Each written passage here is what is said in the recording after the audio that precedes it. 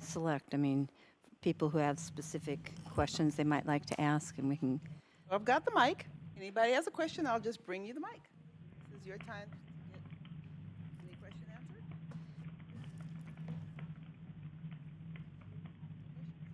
And ask us some questions, see if we can answer 'em. Oh, I see one now. So, So in thinking about adjunct faculty who are maybe not doing a wonderful job, a previous president, and when I was in another college, said an economic crisis is a horrible thing to waste. And an economic crisis is a horrible thing to waste. And so what he meant by that was if you have faculty members, adjunct faculty in particular, who are not doing well, and you have to cut classes, you know where to make those cuts. So I'm curious about your impressions of that general philosophy. If we're looking at making budget cuts and we know that we have some low performing or problematic employees that are adjunct and conditional in that sense, is there any due process associated with that? And then what do you know about any of the reemployment rights that are under the new laws required to be in our contracts now and negotiated into those contracts, and how that might play into it? I am going to hand that over to Mr. Collective Bargaining. There's a board governance answer in that too, so I might, and the board might want to give their thoughts about that, but that's a governance and a collective bargaining issue. This one's still working? Excuse me, I'm starting to lose my voice. I apologize. Layoff and reemployment is a different process. It's not disciplinary. It shouldn't be disciplinary. Um, I'd be nervous if that's the direction you're getting from supervisors that never waste an economic downturn. So the bottom line is I'm not sure what your collective bargaining agreements normally have layoff procedures in them, in the process of how you would actually do that, and which particular positions would be subject to being reduced. So it gets into a much more complicated discussion, and there usually is a due process brought in the process of laying people off, that they have a right to a hearing. Well, if they're temporaries, though, they release the temporaries. Oh, if he's talking about A-time, you're right, correct.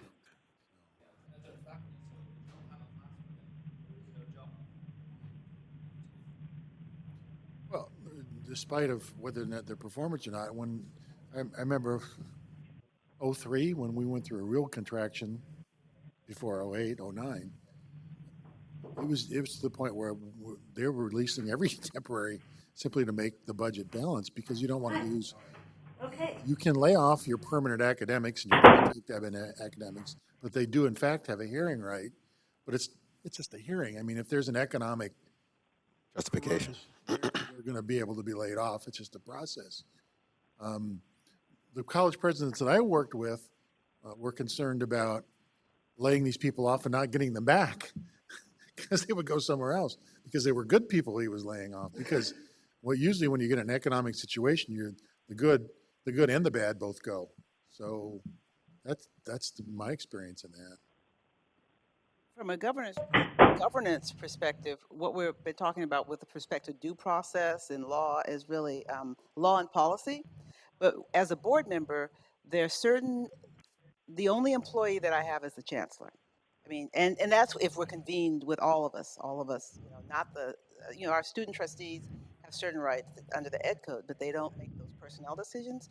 So when we chose the chancellor, we chose someone that had sound judgment, that had a sense of fairness.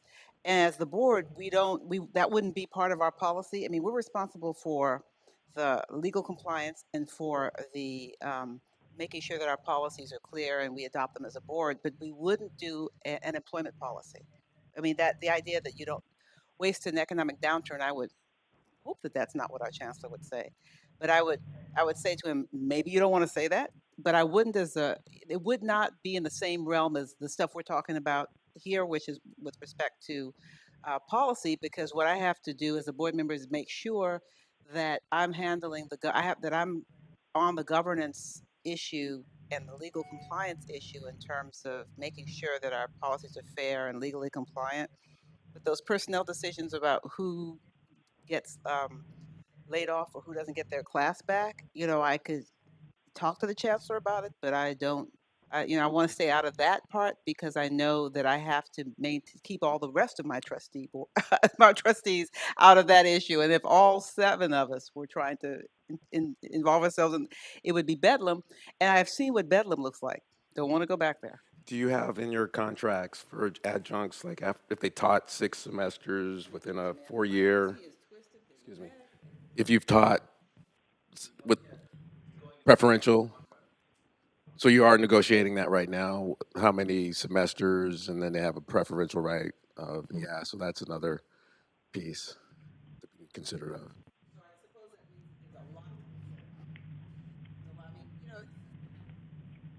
There's a lot. There would be a lot to consider, and there's some formulas of fairness and reason. Giving Melissa the mic, I want to clarify that Brian was not talking about his current president.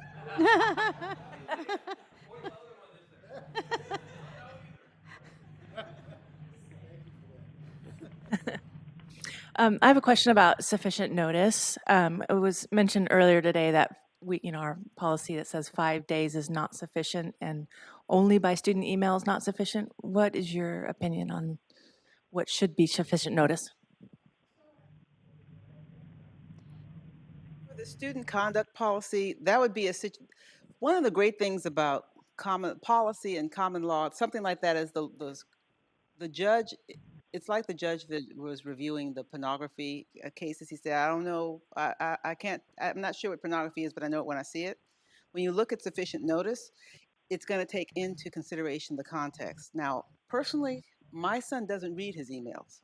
He reads his text and he asks for money by text, but he doesn't. He's a college student. So what I think student email is enough, my kid would never know. But what I would do is I would talk to the board and the community, and I try to figure out what is sufficient. How do people respond? I mean, if the court's going to look at your sufficient notice, they're going to say, is it reasonable? So I'd try and figure out what's reasonable for the community. I would never say, Guy, would you think sufficient notice would be email for our sons? He'd never. No, it's not going to work. So I think it really depends. You could always also mail something to a student and see if it gets returned. Or you could, bad address. Text them, they'll get it. If you're lucky. Text somebody, they'll get it. If he's under 30 years old and you text him, you'll get it. It'll get, or at least you'll get a. That's a good, if you, exactly, you're going to have to text so much that it's going to be a lot.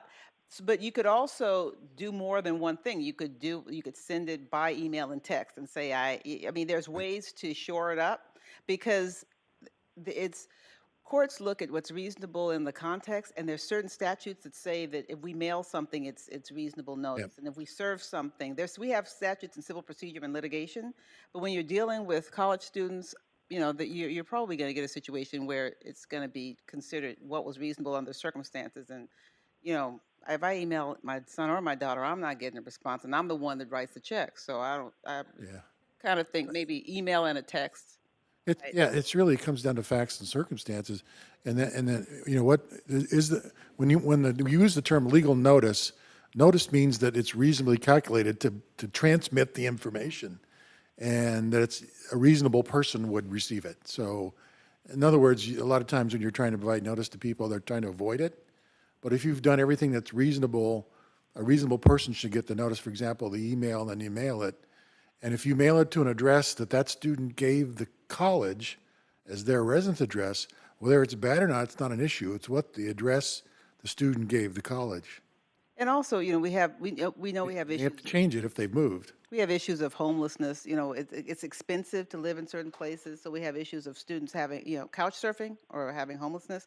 But one of my first trials was a property interest, and there's certain ways that you give notice in property, and you post stuff on the property, you mail it certified mail, you try several ways. That's the sort of analysis the court goes through with reasonable notice. How reasonably calculated is it? I can give you an example from K-12. There's been a number of cases in this area. when a school board releases a probationary employee, they're supposed to give them notice. And in the statute, unfortunately, is not clear. It doesn't say written notice, it doesn't say regular notice, doesn't say any kind of notice. So at one point, there was this employee who, they sent him a letter, and they sent a letter on March 11th, but he showed evidence that he can get it until March 18th. So March 15th is the deadline, he gets the job back. Next case comes along, this teacher does the same trick. The only problem was, she was caught on videotape at the board meeting on March 11th when the board voted to release all the employees, one of whom was her, and her name was on the list, and she was in the audience. So the court said, sorry, you got notice, because you were there. Just because you got the mailing late doesn't mean you didn't get notice. So it depends on the statute, it depends on the circumstances, but it has to be calculated to get the information to the person. If you can prove the information got to the person, that doesn't make a difference how you did it. So maybe, if you're doing a student, if the student comes to class and you tell them, I'm sorry, you're gone. Yeah, I mean, there's certain circumstances like a probationary non-reelection in K-12 or a layoff even for permanent community college, that actual notice has to be shown. And that's the example that Larry just gave. But in a situation like with the student, maybe just reasonable notice would be the standard of what you would need to show. But if there is an actual standard of notice in the statute, if you go to the layoff situation, both in community college and K-12, if you provide notice, written mailed notice by certified mail on or before March 15th, whether or not the employee gets it, it's still valid notice, because the statute says that, Right. to prevent that kind of Back and forth. fighting and kind of thing, so. Particularly Because since it's the the interest they legislature gave has you. decided the interest of the district, and when you're doing a layoff, that usually means there's a serious economic situation, and the district needs to survive. So the legislature said, look, we're not going to let the employees play games with this. The district has to send it out. Once they send it out, they can proceed. So it goes to, again, is it fair? Is it reasonably calculated to give notice of the particular event that you have to, or subject? So it's, again, is it fair? Is the kid really going to read their email? Should we expect them to? Do we text them and send it? Do we call them, text them, and send it? Do we mail them, email them, call them, text them, and send it? What does the student handbook have about the student having to provide information to the college? I mean, there should be something in there about always keeping us apprised of your address, or a cell phone, or a text, or email, or something like that. I know she's a sort of an adopted daughter. She's going to a community college in Wyoming, and they give her an email address. Every student's required to have an email address and maintain it. That's part of their policy. But they don't check that, though, Larry. You're right, she does it. If I don't text her, she doesn't get anything. But the student handbook says you have an email and you're required to maintain it and check it. Whether they do or not, that's up to them, but that's the policy. So they've been warned. Any other questions? Leslie, do you have any questions? No, but it's been very interesting. Thank you. Thank you. Okay. I guess I sort of have a comment, and I don't want to make it too complicated an answer, but during the accreditation visits, one of the gentlemen that came and spoke with me and another trustee said that he had been looking through our policies, and he said that I've noticed that what you have for your policies are just sort of the minimum, which are provided by the CCLC template. And he says, have you as a board thought more about expanding on your policies and covering a little bit more?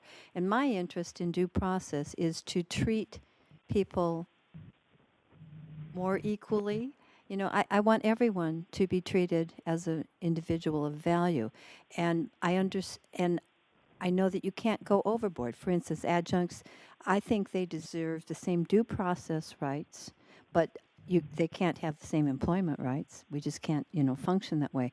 But so do you see a problem, should the entire board agree, or majority of the board, to adding due process rights that are above the minimum required by law? Are there negatives? So that's really an issue of whether or not the board has that authority. And because if the board makes a decision together and they decide they want to do something, is there any legal impediment to doing so? Is it, yeah, is there a problem? There's no, if you guys, in your governance role, you Right. look at the policies, you decide that you want to implement something, and you consider what the cost would be, then as a board, then you can enact that policy as long as it's not in contrary to existing law. And so, yeah, there's nothing that keeps you Statute says. from saying, I want to bolster up this or that a bit. Okay, thank you. The only caveat I would add, having been a general counsel for a number of years and advising many, many boards, think carefully about what the impact of that would be Right. on your staff, because what happens quite often in that situation is if you create a policy that's too complicated and too difficult to follow, you almost create a get out of jail free. Well, I was thinking, That's all I'm no, concerned. I think that's important. You have to know the unintended consequences. But for instance, if we have a policy where, let's just say, full-time faculty have these rights, and should the board decide they wanted to give all faculty, full and part-time, these rights, do you anticipate any? You know what I think? I think that it would be a process of saying, let's try this and then let's see what the cost impact would be. So in other Okay. words, in what you envision and then trying to get some feedback on what the process would be and what the hours would be. I mean, Okay. we have this thing I do facilities law also, and there's this BIM model, right? The building integrated model where you do a 3D and you do a 3D model and you see what aspects of construction are liable or are most likely to impact your construction costs, what aspects of design are most likely to impact your construction cost if they're changed. So you see, and basically you do the framing of the building, you do the plumbing, the stuff that's really hard to move, and you see how it's going to flow through the entire process if you move things around. Well, you could do the same sort of thing with policy. You could do the same sort of thing with governance. You could say, let's consider this type of model, let's cost it out. So you could see where your tipping point is before you implement something. So like Larry said, you don't want to make it so you make your standards so hard that you feel like you're running in mud when you try and get something done that you really want to get done, or that you have to put a lot of money into it. But you could evaluate it before you implement it Okay. by working with your staff and saying, what's this going to do to your manpower? What's this going to do to your implementation, your timeline, that sort of thing. So I would say, investigate in terms of explore, I should say, explore, look and see what would happen, and you can put hours to it. And I would just add real quickly, how you implement it matters, because in certain areas, it might be more appropriate for your negotiators to address that issue at the bargaining table. Like if it's a disciplinary process amongst those who are represented, then they should work it out. I mean, they may have direction from the board, but how it's implemented matters. Okay. And Leslie, were you going to ask something? Well, I was just going back to what they were saying earlier about, is it fair? So I was thinking of things like knowing what you're accused of, those kind of due process things. Can you be more specific, Anne, about what you had in mind? Well, I actually don't have a specific thing in mind, except Okay. that I don't like having different categories of people who are treated differently, because I don't think that's fair, and I don't. I also am very concerned about our finances. I don't want to, untip the thing that we're going to add so many expenses, because that's not right. So I don't have a specific thing in mind, but I really think that the way we treat people, we have one of our special priorities is to treat people the way we'd like to be treated. And I'd like to have that be the case for all of our policies, particularly related to due process. That's what I want. Not sure how to get there. Well, that's the thing. You don't have to know everything at the beginning. Some things you learn through. That's another constitutional law thing, right? I mean, so you don't always know at the beginning. You have to try and figure out what your framework is and figure out what your principles are, and then figure out what your process is going to be to maintain your principles. And then you have to figure out what sort of system you're going to have to support your principles and your process. So that's why I'm saying, exploring those things, but doing them in increments so that you could do your review, your BIM model before you implement, bless you, will help you think, will help you um, f- sort of deliberate amongst yourselves and sort of look at all the concept, the ideas. And of course, I'm sure you have a really full plate already as a board, so it might be a process that takes a little revisiting and coming back and let's try this. And then your staff already has stuff they have to do, so them doing the profile of what the cost would be. But at least you don't have to wonder. You could take it a little bit at a time and maybe look at it and see what it might look like and what the impact might be. Okay, thank you. Anybody have any more questions?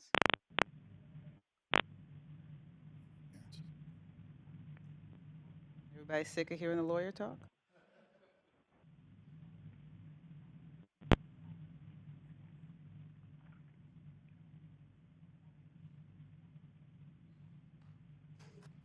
Thank you.